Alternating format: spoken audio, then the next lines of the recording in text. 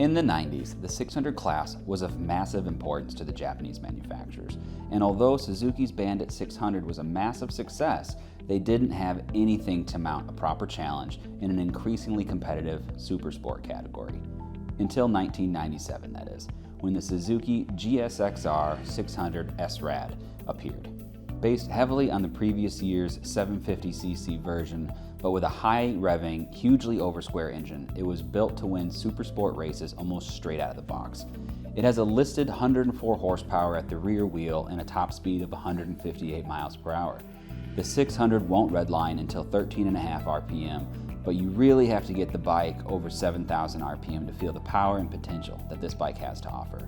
The riding position has you laying over the tank, and the sharp front fairing requires you to tuck in to see the dash. Like most 600 supersports, you must work through the gears a lot and be a very attentive rider. But there has always been a lot to like about the GSXR 600. It is light, nimble, and quick in the right hands. A couple of decades later, and all that is still true. You can also add proven reliability and rising appreciation of its modern classic status to its list of desirability.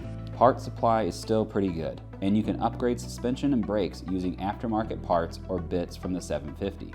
Here you will see the heavily sought after Yoshimura exhaust slip-on as an added benefit to the bike at the time.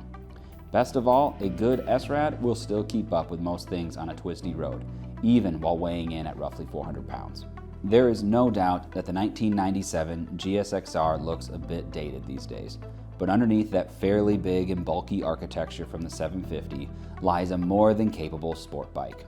It was a legitimate competitor in the 600 class, sporting a liquid-cooled, 4-cylinder, 4-stroke with dual overhead cams. The fuel is fed through 4 Mikuni downdraft carburetors after being mixed with the patented Srad, or Suzuki Ram Air Direct system, which forced air from the front directly into the airbox.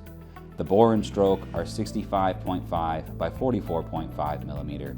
It has a 6-speed transmission matched with traditional telescopic front forks and 17-inch wheels.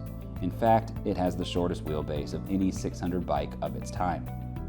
The aluminum twin-spar frame gives it a classic look, and the 4.8-gallon tank makes you think that you can ride all day. But with its disappointing fuel consumption, especially when you're on the throttle, will have you making frequent stops at the gas station, which with its riding position and thin seat is not a bad thing. The handling of the Suzuki is its best feature, and the chassis is very impressive, and blasting down your favorite back road on a Sunday morning is an experience even today. Riding it on the track is even more fulfilling.